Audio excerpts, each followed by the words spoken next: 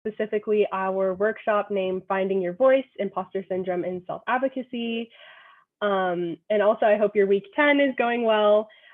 This workshop will be kind of talking about how to learn more about imposter syndrome, which is a very common thing and for students in college to experience.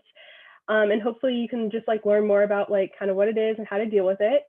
And with that, I would like to welcome Kathy and Yvette. Hi, everyone. Thank you for joining today. My name is Yvette Bautista. I'm one of the Muir Academic Advisors in Muir College. So I hope that you'll find today's presentation useful. And then I do have a lovely guest with me today to do this presentation. So I'll let her introduce herself. I must be that lovely guest. My name's Kathy Baez. I'm Assistant Dean of Academic Advising here at Muir College and also graduated from Muir College, by the way. That was a long time ago. All right, Kathy, thank you for the introduction. So let me share my PowerPoint and we'll get started.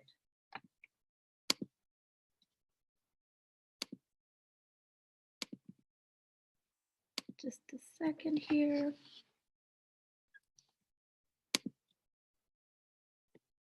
Okay, I think we're ready. So again, today we're going to be talking about imposter syndrome, and it'll be presented by me, Yvette, and Kathy Baez.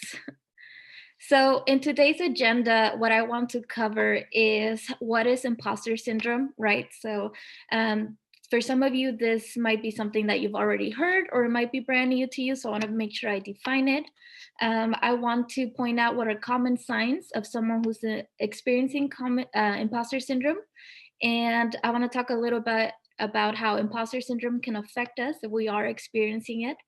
And how can we overcome imposter syndrome, right? So if it turns out that you identify that you're a person experiencing imposter syndrome throughout this presentation, I hope that you'll walk away with some helpful tools on what to do now that you're aware of it. So to begin with, imposter syndrome is the internal experience of believing that you're not as competent as others perceive you to be. Another definition, or in other words, imposter syndrome is the experience of feeling like a phony. You feel as though at any moment you're going to found out as a fraud, like you don't belong where you are and you only got there through luck, right? Not because you deserved it. And so I wanted to share this stat because I think it's very important. So according to the International Journal of Behavioral Science, it is estimated that roughly 70% of people will experience imposter syndrome at least once. So I think 70% is pretty high. So it's pretty likely if you're here today, you have experienced this at some point in your life. And so although research has shown imposter syndrome can be more common in certain groups, like first-generation students, it can also affect anyone regardless of their social status, their work history, skill level, or degree of expertise. So this means it doesn't matter if you're a college student or if you're the president of the United States, you might experience imposter syndrome at some point.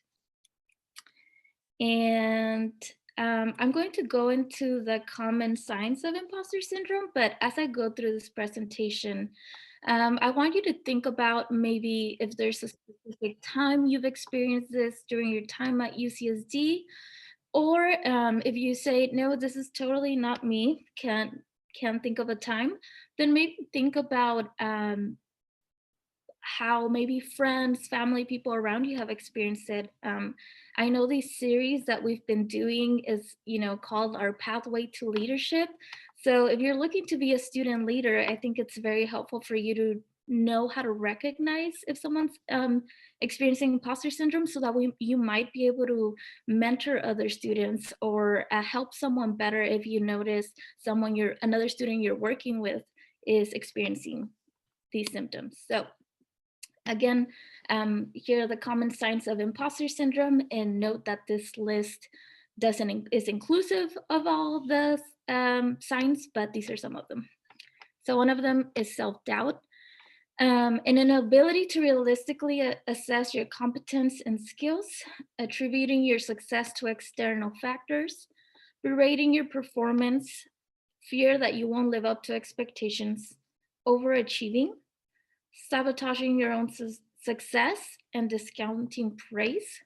So, if you, an example of this would be, for example, if I was experiencing imposter syndrome right now and I finished this presentation and maybe Mario or Harper or Kathy, who happens to be my supervisor, says, Yvette, you did a really nice job today presenting on imposter syndrome.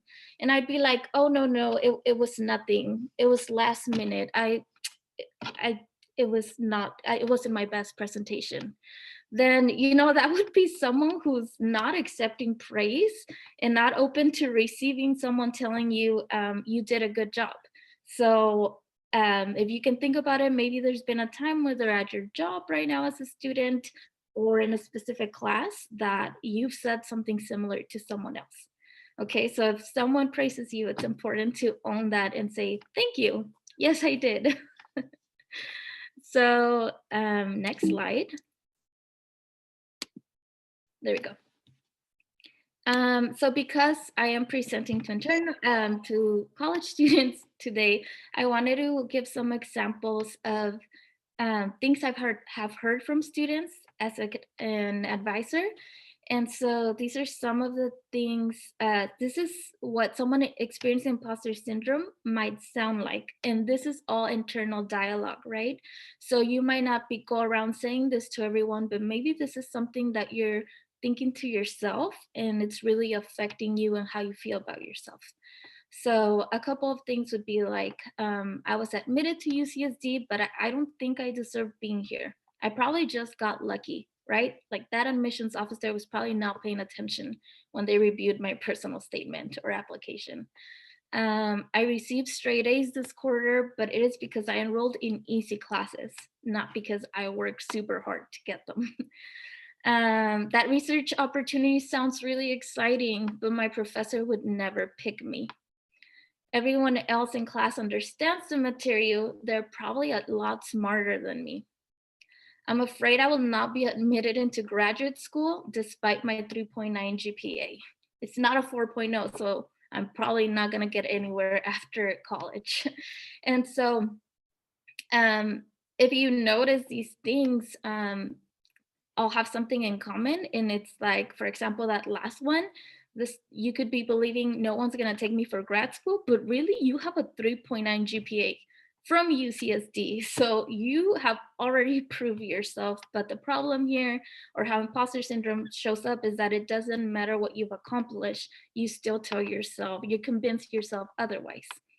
And so an important way that we can help ourselves work through our imposter syndrome is hearing how others have experienced imposter syndrome themselves, or knowing that we're not the only ones. So for today, I really wanted to invite Kathy, who again is her assistant dean, as she mentioned earlier. And I wanted her to share with us what have been some points in her academic journey or professional life where she has encountered imposter syndrome herself. So Kathy, if you're ready to share, we would love to hear from you. Sure. Thanks, Yvette. First, thank you for inviting me. It was really exciting to have Yvette talk about this, share this. As she mentioned, my name is Kathy Bias, Assistant Dean of Academic Advising. Pronouns she, her, hers, ella. And when she shared with me that she was presenting on this topic, I got really interested because we started talking about how in my journey, I've actually had that. And I still to this day have imposter syndrome. I don't know if it will ever go away, but I explained that I could, talk about my experience to make it a more concrete example instead of you just listening to the literature, which we all do in college.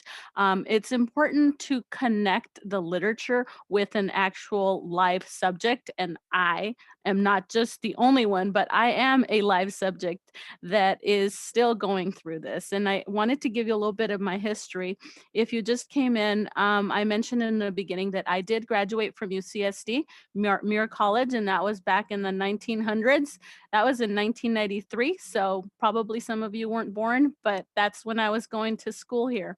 And what happened, and I think it's really important to note that I came to UCSD as a first generation college student. I came from a little town where only 2 students in my high school went to UCSD. I don't know if some of you can relate to that.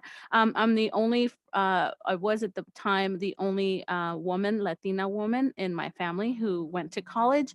So with all that baggage already coming into college and leaving 2 hours away from home and landing at UCSD, I immediately felt all these things that are here that Yvette has described. And I didn't want Yvette to create a new slide for me because this is me right here. All these scenarios that you're talking about is exactly what I went through as a college student. But back then we didn't really know what it was. We just felt, I mean, we meaning I did connect with other people who we had these conversations, but we didn't know how to define it. So I'm glad in a way that people are studying this and recognizing that it is a thing. It's not just it's you, it's not me. It is a thing that happens to a lot of us. So as a college student, I did feel a lot about what was discussed here. Also, it wasn't just the end. So I graduated, I made it through UCSD. I kept telling myself, yeah, you can do it, with the support of a lot of friends and family. I made it through. It wasn't an easy journey, but I did make it through. There was a point in my life, I feel like I've shared with some students that I thought I was going to have to go home from UCSD because I started as an economics major and I got a D or an F, I don't remember, but that's failing, right? In a class. And I thought that's the end. And not knowing much because I was a first generation college student, I thought, okay, well, people fail math, then they have to leave college. So at that point, I thought, okay, I'm packing my stuff, I'm leaving. But fortunately, I had friends that I shared this information with, and they told me, hey, you know what? There's people who can help you. I had a friend who this happened to, and they're still in school. And I'm like, hey, who did they talk to? And so I went to talk to people, went to talk to my advisor, and then found out that I changed my major. I was trying to be someone who I wasn't. I was trying to be a numbers person, and all my life I wanted to be a numbers person because I thought that makes money. And coming from a family that didn't have a lot of money, I did want to graduate from college and make money. So long story short, I changed my major to sociology. And then my brother said, you're never going to get a job because sociology majors never get a job. And then, oh my gosh, great. That's not something I wanted to hear. But I listened to people who were telling me, yes, you can do it. If sociology is what you want, you're a people's person, you can do it. And then from then on, it's like that back and forth. Yes, I think I can do it. But then I thought I couldn't do it. So this whole imposter syndrome situation happened. I ended up in grad school. Even that was itself a different journey because never thought that I would graduate as an undergrad, let alone go to grad school. Once I was in grad school, of course, there were people around me who were much smarter than me. And then I found myself thinking, what am I doing in grad school? Do I even belong? And so fortunately, there were some people who kept telling me, you made it to grad school, you got in because you deserve to be in grad school. So I was enjoying myself. I took the route of, I'm just going to enjoy myself, whether I belong here or not. I'm just going to go on with the ride. And I think that also comes with being a little older, because when I was in my 20s, I just thought of things a little differently. Now that I'm not in my 20s, don't get me wrong, I still have imposter syndrome. Because of all these titles, I was a college student, imposter syndrome there. I was an advisor, imposter syndrome there. Now assistant dean of advising, imposter syndrome. Do I even belong here? I know what I'm doing, and I know I bring value to the unit, but there are times when I feel like, wait, this is a big shoes to fill here. Am I really belonging here? So all these things that I'm talking about are just to share with you in a nutshell what my life has been, what I've been going through. And the fact that, yes, I've had imposter syndrome all along, but there are ways and techniques that I made it through all this these obstacles.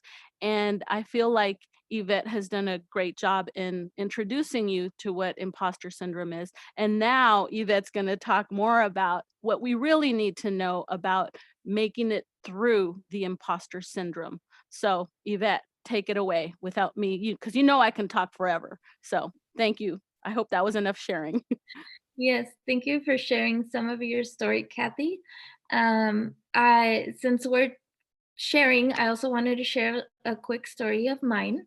So when I started working at Mir was my first full-time job out of college. And so I came shortly after being a college graduate, and I accepted my first full-time position, which is the assistant academic advisor position at Mir. And so I remember my first months in the office being really nervous and anxious, which is can be pretty common if you're experiencing imposter syndrome. And so reading through what imposter syndrome is and the signs, I can definitely say I was experiencing imposter syndrome then, because I was constantly waiting, like I'm gonna get caught that I'm not qualified for this job. Like one day my supervisor is gonna come and say, you know what? We know it now. You are not ready for this job. Or thinking, I'm going to get fired because um, I didn't reply to that voicemail fast enough at the front desk, which now that I look back is pretty silly to think that someone would fire you over one voicemail that wasn't answered within 24 hours. But really, this is what imposter syndrome is. You can be experiencing high anxiety and really worrying about anything. And so I can definitely say making that transition from college to my first full-time job, I continuously convince myself of I'm not an adult. I'm still a child. I don't know what I'm doing. And so that was my experience. And I'm glad that I learned the tools to get over it, because it can be pretty difficult to walk around life with these thoughts every day. So I'm going to go on to the next slide. There we go. So this is just a quick image if you're a visual learner of what imposter syndrome can look like. And so it's, it's what I know versus what I think others know, which was probably me working my first job at Mir, thinking everyone knows everything about UCSD and I'm the only one that doesn't know anything in the office. And then the reality, what others know and what I know is actually pretty the same. Like we're at the same level, especially as a college student. If your peers with other first year students or second year students, you're probably in a very similar boat. And then I want to talk about why is it important to identify if we're experiencing imposter syndrome. So by being able to name what we are experiencing, we can help ourselves recognize it and help ourselves when we're again in high periods of high anxiety. It is also important because people who are constantly experiencing imposter syndrome might not pursue their dreams. And so what this might look like is there's a really good research opportunity on campus, but I don't believe I'm qualified, so I'm not going to apply for it. Or I've always wanted to be an orientation leader, and I see that the orientation leaders have a ton of fun every year, but I probably don't have what it takes. So I'm just not gonna apply. Maybe I really want to go study abroad, but I don't think they'll accept me in the program. So I'm not gonna apply. And what this results in is if you're constantly not going after what you want because you're constantly telling your allowing that self-doubt to take over, is eventually you can have an increased dissatisfaction with your life, which is really big, right? Because we don't want to look back post college or even after college, we don't want to look back at our lives and realize I'm not happy because I never pursued what I really wanted. And I didn't pursue it knowing that that's what I really wanted because I didn't believe I could, right? So imposter syndrome is not just something young people experience or college students, but you can continue on this cycle even post college, which is why I think it's important to learn about it early on. And so now I want to jump in for tips to overcome imposter syndrome. And so the first one I want to talk about is writing a list of all your accomplishments. Now, depending on how old you are, I'm not sure how old everyone in the audience is, but if you're a first year student, then maybe you can think about even back to middle school. Like maybe you graduated middle school with a 4.0 and you think, oh, that was middle school, whatever. Like, no, I want you to take the time to think about all those times where you did really well for yourself, whether it was middle school, high school, a sports, maybe you're into the arts and you perform and did something really great at something. So making time to practice these things can really help you. Another idea is that if you notice you're having these negative thoughts about yourself, it's good to question your thoughts and recognize that while your feelings are valid and they're real, they're not always the fact. So that's another thing to think about.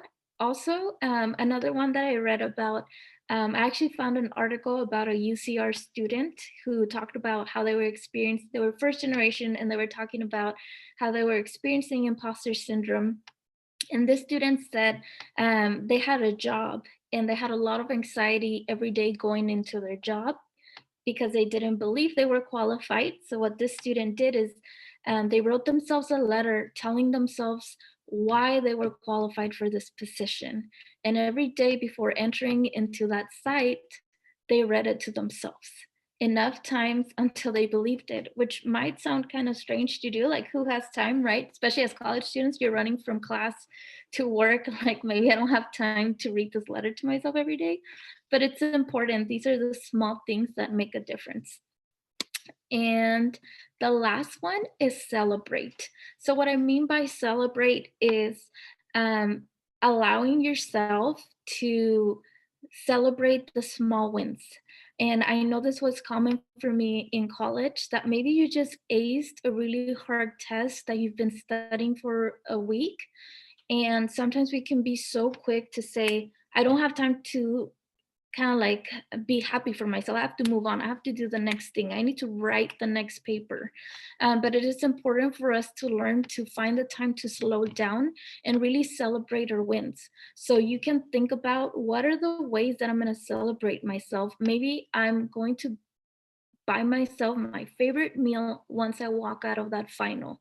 Or maybe I'm going to treat myself to my favorite show on Netflix, or I'm going to call a friend and have this for ourselves, where we're going to just do something fun because I finished the quarter.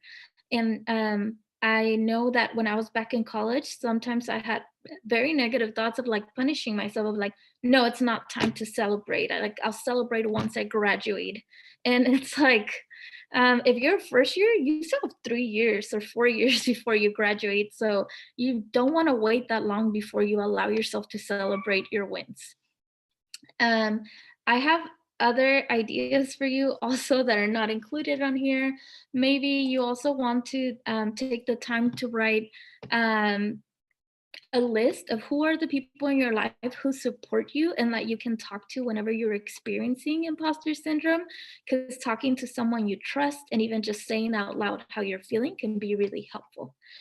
And so during this time, because you're here and you're already giving us your precious time, I thought we could take maybe 3 to 5 minutes for you to think about which out of these 4 or 5 I mentioned you like, and maybe get started. Maybe there is something you're trying to apply to and you're feeling like you're not qualified.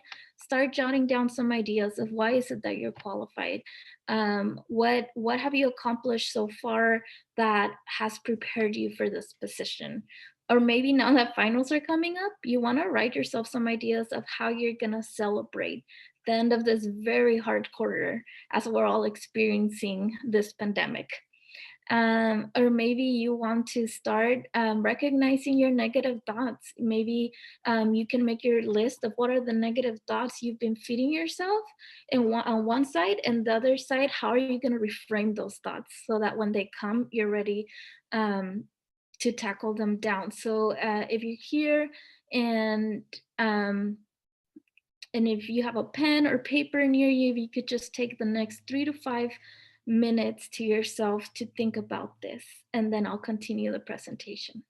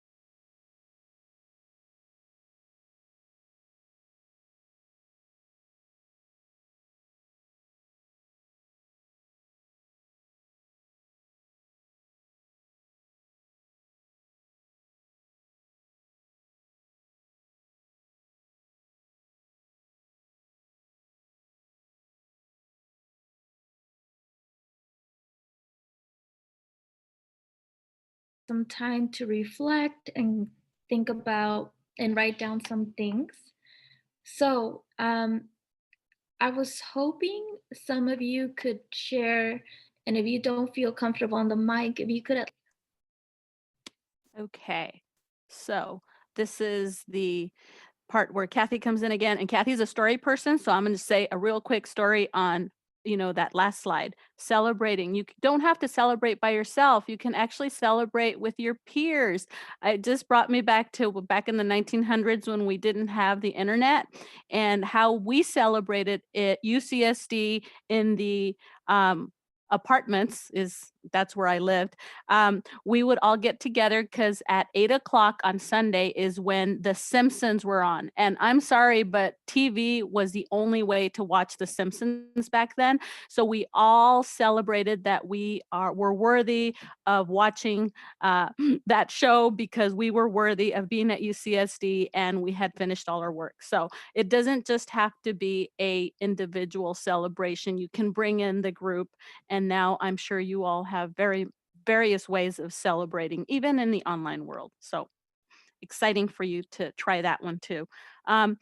It's very important to realize that you're not alone. I mean, transitioning into that, I talked about my experience where I thought I was going to have to leave UCSD. I wasn't worthy of being at UCSD because I got an F or a D in one of my classes.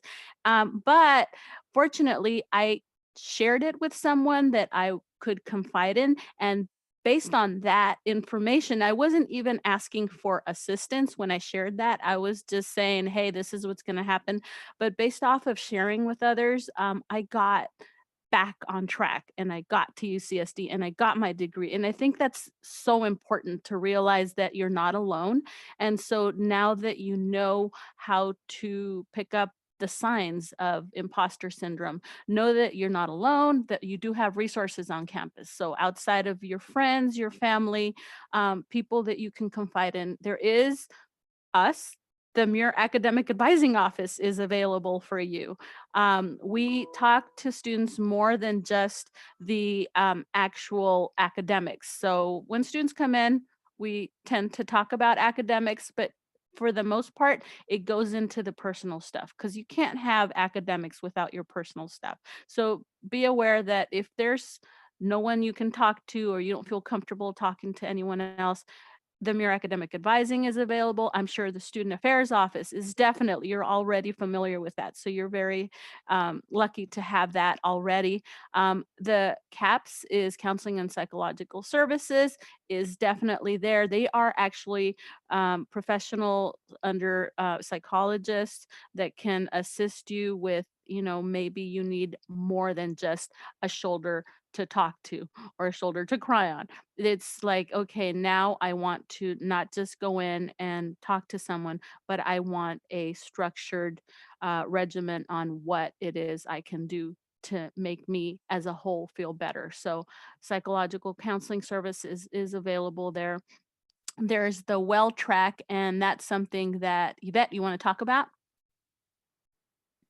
Sure, I'll go ahead and share about that. I like the well track, and I thought it was relevant for this presentation. It is an app available to UCSD students by the CAPS office. So if you go on their website, you it, and basically you can download it on your phone, and it helps you track your mood throughout the day. If you've ever heard about it, basically it'll ask you, I think if you can see in the small picture in this presentation, you how you feeling, and let's say you're feeling really happy, it'll ask you what are you doing right now. Let's say you're feeling really happy and you are at the gym, so maybe it'll help you tracking like what are those moments throughout my day that make me feel good, or the opposite, I feel anxious. What am I doing right now? Well, I'm studying for my math class or something, or it's finals week and I'm specifically doing this. I just got out of lecture. And so it could just help you identify what are those moments in your day that helps you feel at your best or maybe not so good. And I think it could be directly related to this topic, recognizing the signs, recognizing when you're doing well versus not. And I thought it could be helpful. So if you're interested, to continuing on this journey of helping yourself and managing your emotions and feelings better, I think this is a resource, and it's nice because you don't need to wait for an appointment for either an academic advisor or a psychologist. This is just something you can do on your own time.